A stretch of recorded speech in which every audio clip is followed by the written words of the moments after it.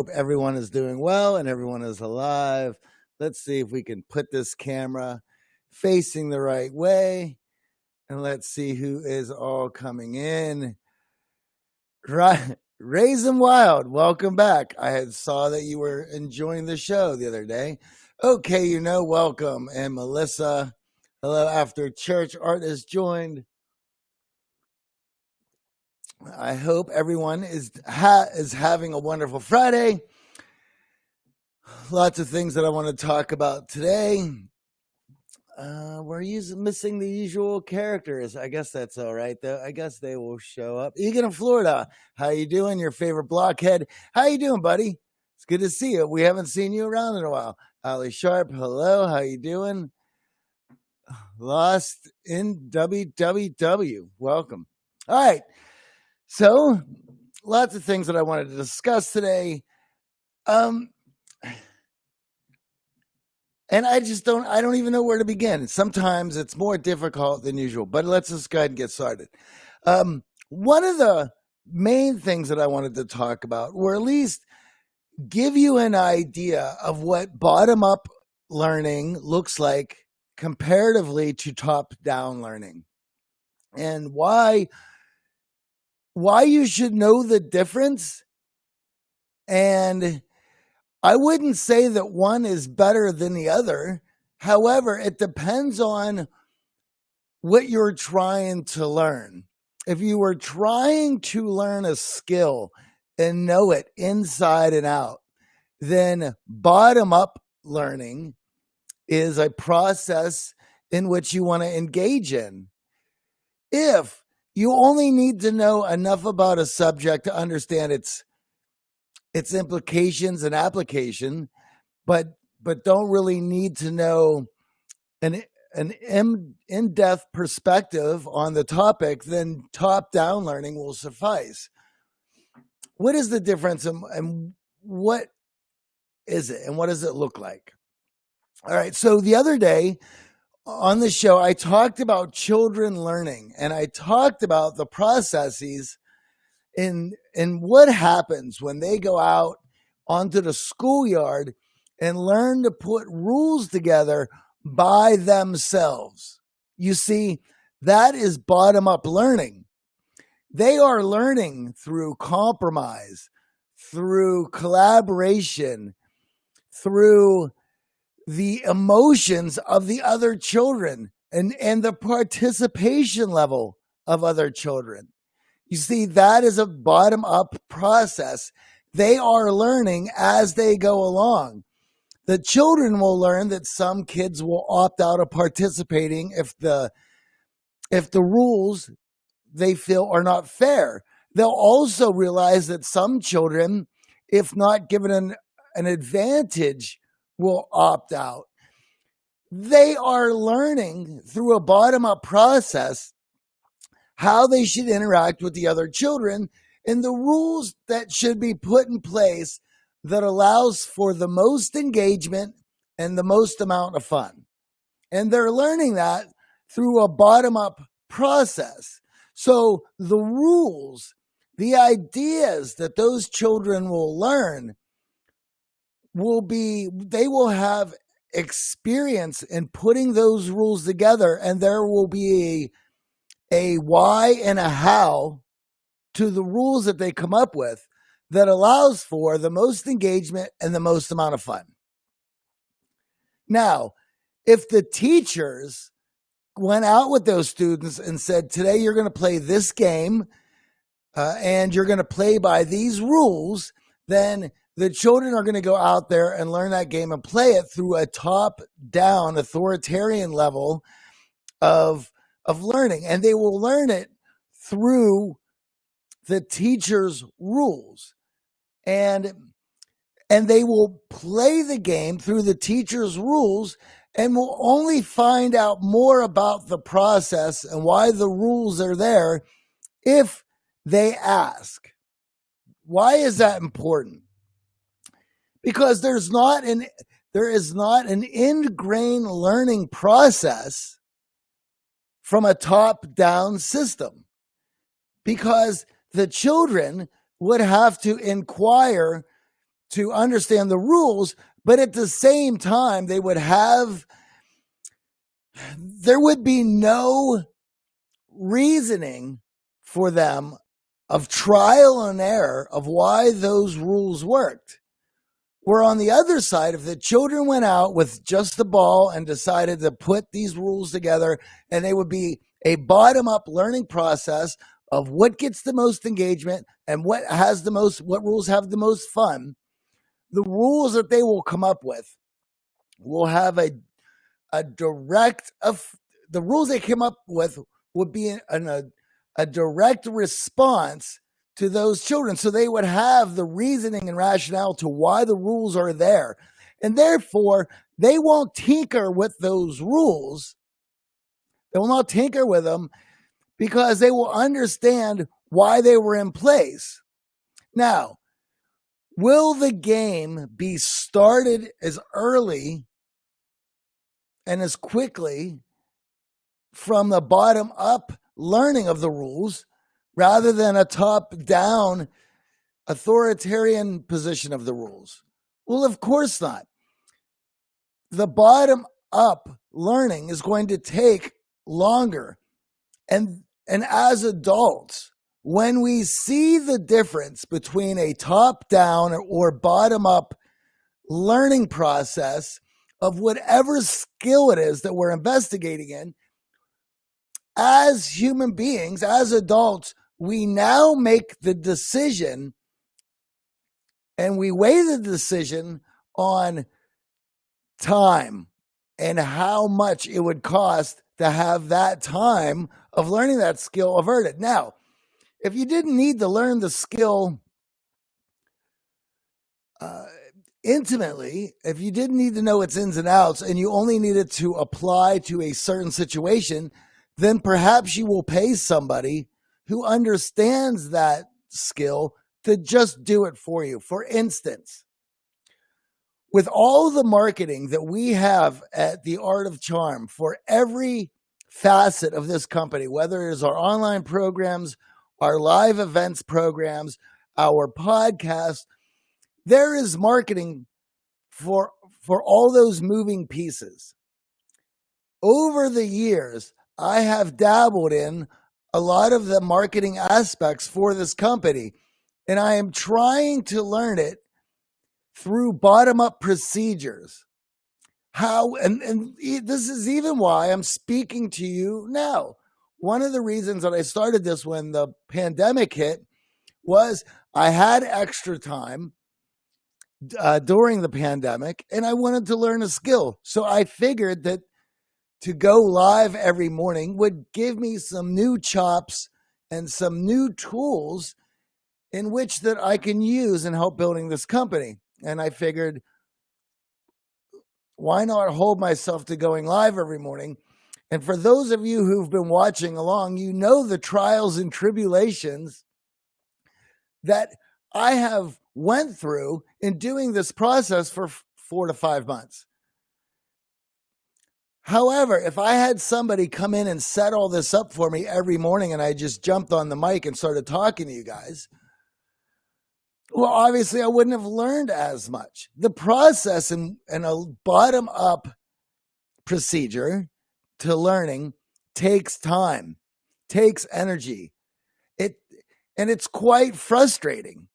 And you can easily end up getting demoralized by your failures.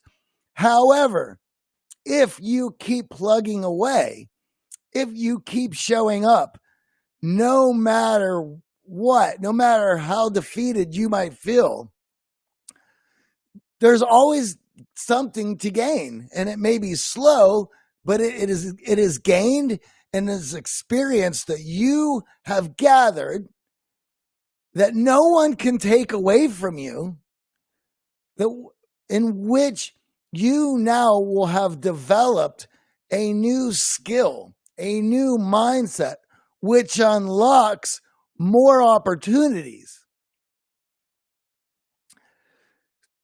There is no better way of learning, top down or bottom up, except if the intent is to understand something inside and out or not. back to the marketing for AOC. Over the years, for the last 15 years, I have dabbled in our marketing to some degree, but we've also hired a lot of different marketers over the years to achieve certain goals, because I can tell you, I can watch every marketing video from Grant Cardone or a Brendan Burchard or whoever it might be.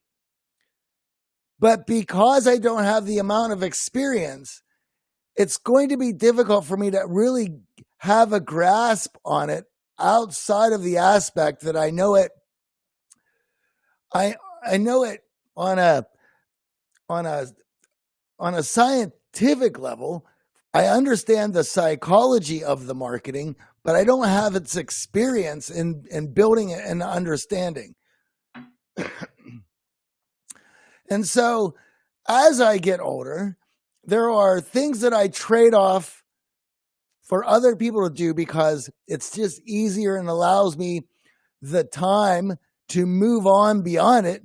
But there are things that I intuitively want to learn, that I want to experience. And so it's important to understand the distinction of the two and what your purpose is, and whether or not top-down learning, it would suffice comparatively to bottom-up learning. And this is why children now have been given more and more top-down situations. We have helicopter parents, lawnmower parents. We are removing mechanisms that allow children to grow and learn bottom-up processes that are stunting their abilities to connect with other children. That learning process is integral to those processes in which they build those relationships. And so that's what I wanted to get at from the other day. But with this was the idea and we're going to go over some of Navarro's hand signals here from an article he just put out, which I will give you an understanding of what those two learning systems mean for me as somebody who's been doing this line of work for 15 years. A few other people have rolled in. Spark Assass, welcome. The Gabriel Wynn, welcome. Sid, it's good to see you, buddy. It's good to see you here. And MMA fan, right on. Michelle, the mindset coach, has rolled in. So those are the two aspects to learning. I would look at the work that you are doing. And if you're an entrepreneur, to understand the difference between those two processes and understand when you should opt for top-down learning and when you should opt into bottom-up learning. That will help your process and be an entrepreneur. And also for some of you younger folks to take on more bottom-up processes, because you want to be building your skills, your skill sets, and you want to be adding to the palette of tools that you may have in order to build your life worth fighting for, which I talked about a lot here. All right. So I wanted to talk about some body language stuff today because we haven't done it in a while. And Joe Navarro had republished an article that he had placed in Psychology Today. I don't know about you guys, but I had quit reading Psychology Today a while ago. They were getting a little bit weird where they're opting out of the scientific psychology stuff into more cultural psychology stuff. And you need a bit of both. You can't tell me something culturally works that has the science that doesn't support it and vice versa. You need to have a combination of both, of science and cultural acceptance for things to work, for things to be embraced by, I would say by the most amount of people. Anyway, that's a personal thing. If you read Psychology Today, great. I have been ignoring it for a while because I feel that they've been compromised. Anyway, Joe Navarro, I believe he is a FBI guy. He has wrote many body language books, and that there was in this article he talks about your arms and hands, and there's a couple points here that I thought were fantastic, that from doing the line of work that I have, from doing video work from our clients on our live training programs, that we pick out and point out to our clients to learn your emotional body language responses to stress, so that when you understand your tells, your cues of what you do with your hands when you're stressed out, when you're nervous, you can put more conscious effort towards it to put your best foot forward, so to speak, or your best hand forward. So here we go. Let's go through the list here.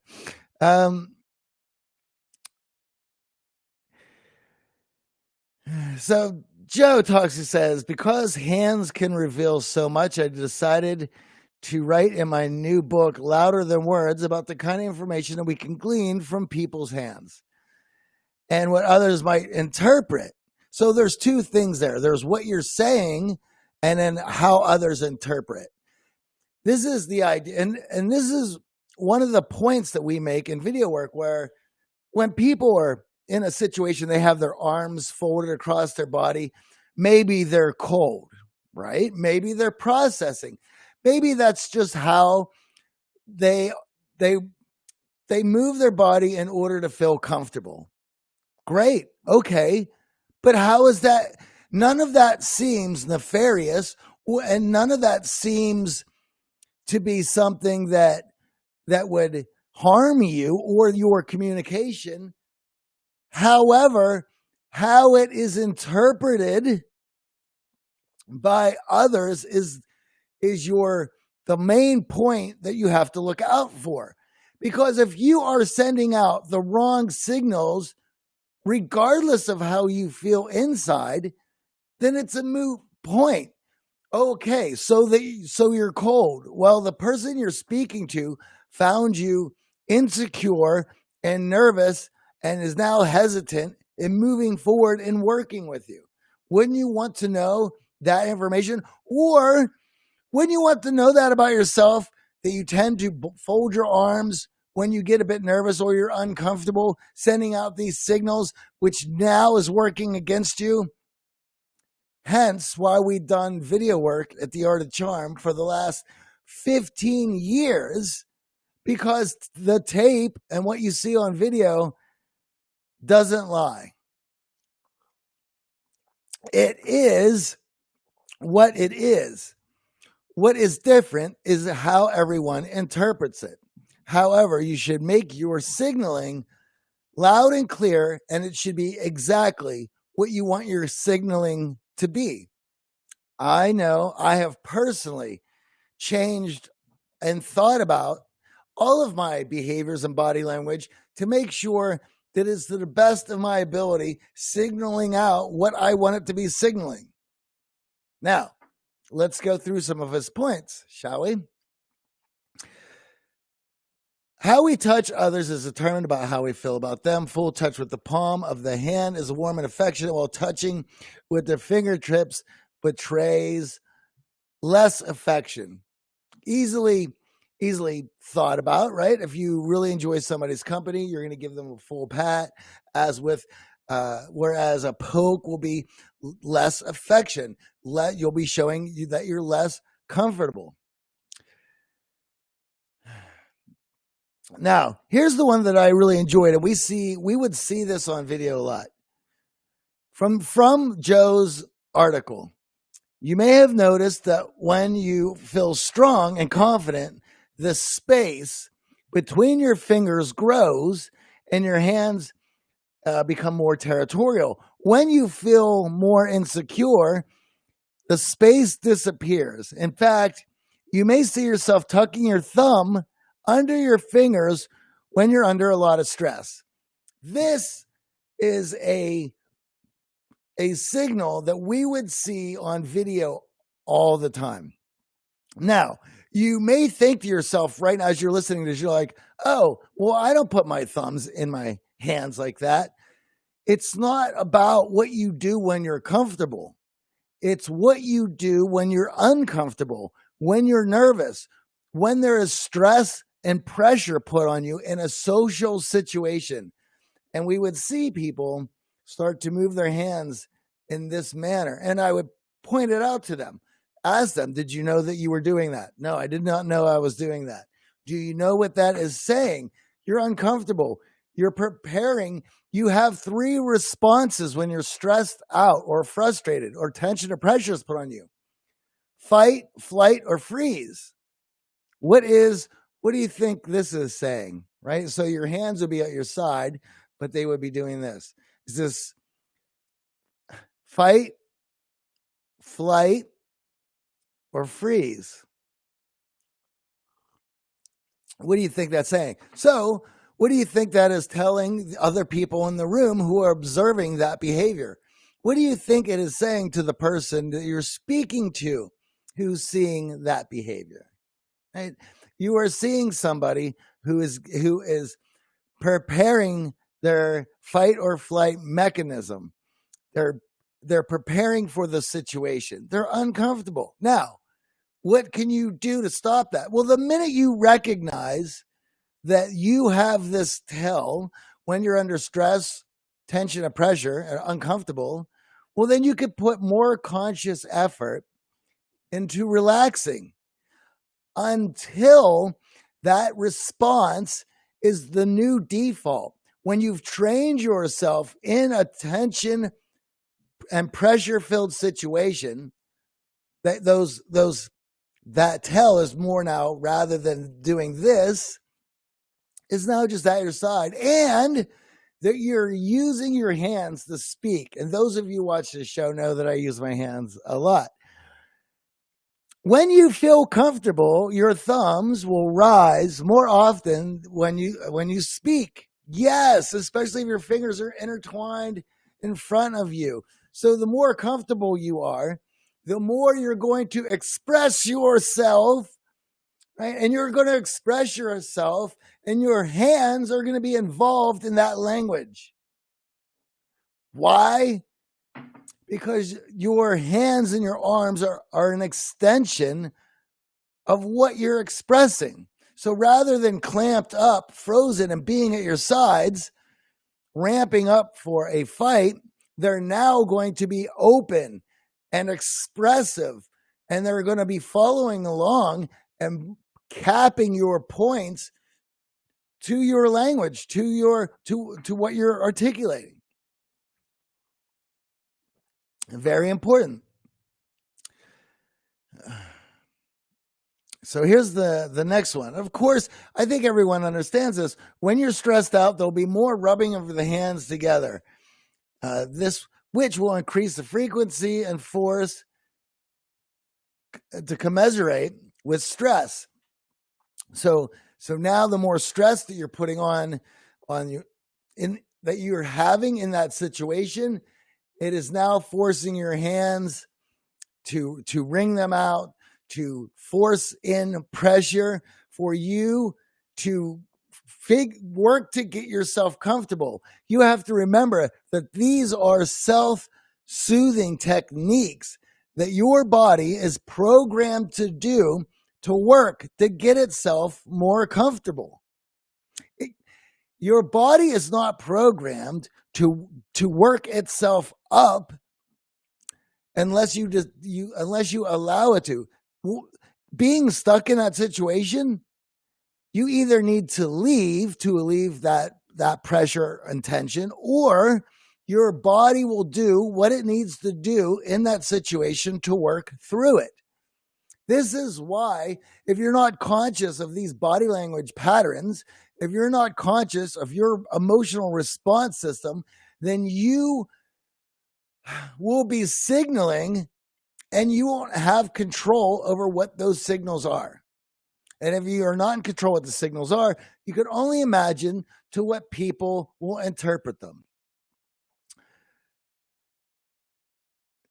Here's another one that you all know, and this is something that I think a lot of us are having difficult with during the pandemic, which is the first time we usually touch each other, it's usually with a handshake. It may seem trivial, but get that handshake wrong, and it could leave a lasting negative impression. You get it right, and you score emotional points. I can't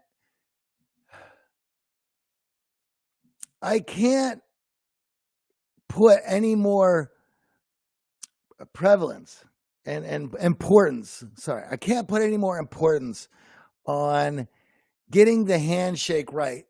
And as somebody who has gotten the cold fish or weak, limp wristed handshake, it is an off-putting feeling, and you cannot get it out of your brain.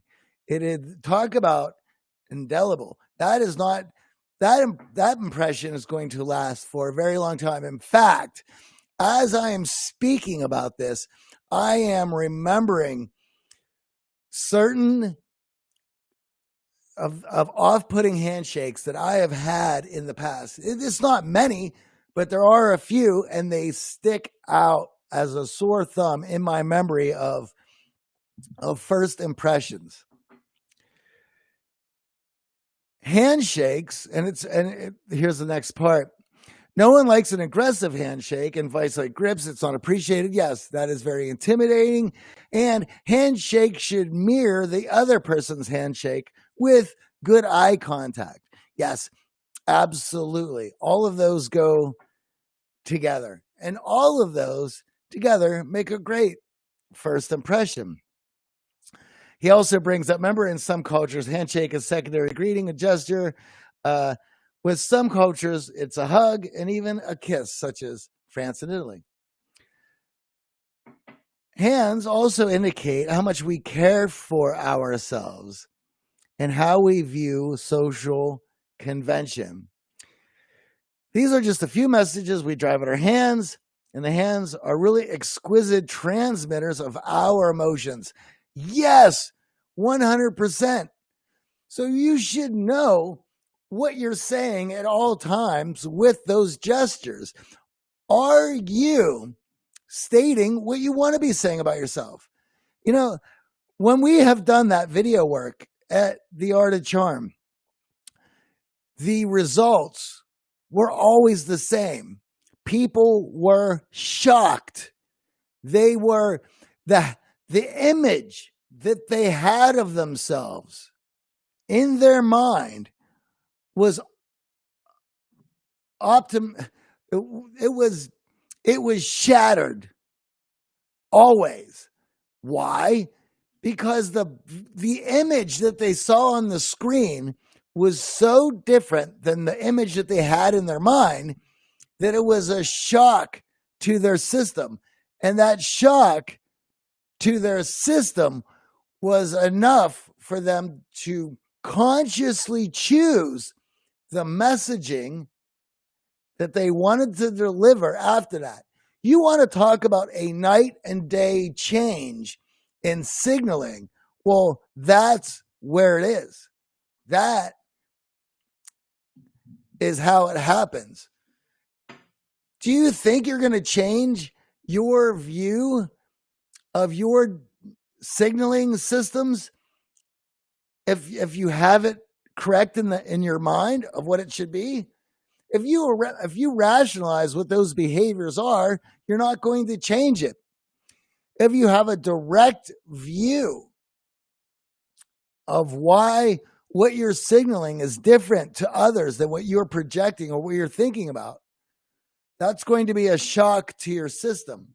The only way to do that is to see it on video. Or you could have a friend tell you, but as we've discussed on this show, culturally and societally, did I say that word right? Societally. It's one of those mornings. Whereas somebody can tell you that, you might take it to heart, you might change that signaling, but we're also in a society where we have given up or look to avoid any sort of friction in our relationships. So for somebody to tell you that the signals that you're putting off are off-putting, that would be them creating friction. What do you think their decision to tell you that's going to be? Cause friction in your relationship and tell you that, or bite their tongue about it and not say anything? Well, I can tell you what the easiest thing for your friends to do is. And I'll also tell you what your friends have already chosen. If you're not hearing no enough in your life, or you don't have friends who will call you out, first of all, you better get some. Because having a bunch of yes men standing around you telling you that everything that you're doing is great, then you're not going to make any changes.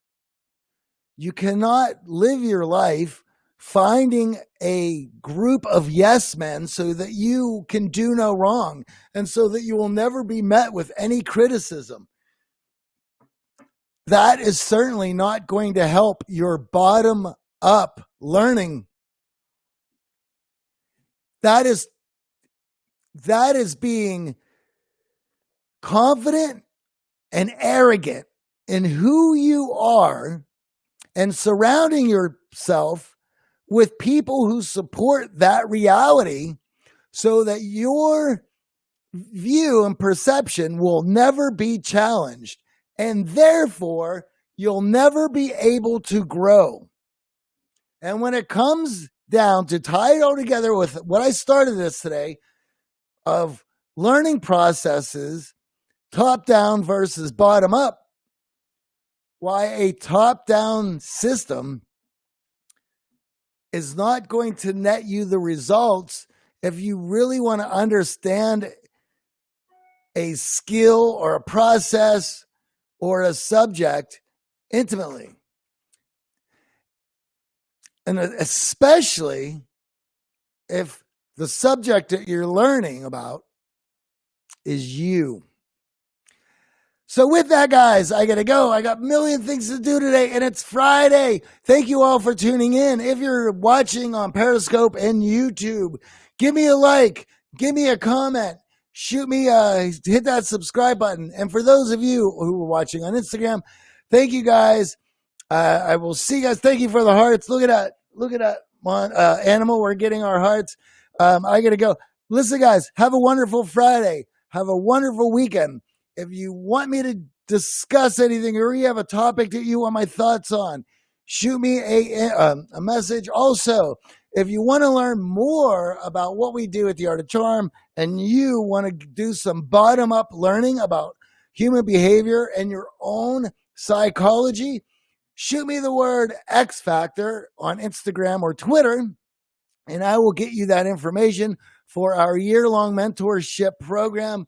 It is rad, and it is awesome, and it helps you develop your X Factor, the right mindsets to unlock the right skills to build the life worth fighting for. I will talk to you guys next week, Monday, 8:30 a.m. Have a wonderful weekend.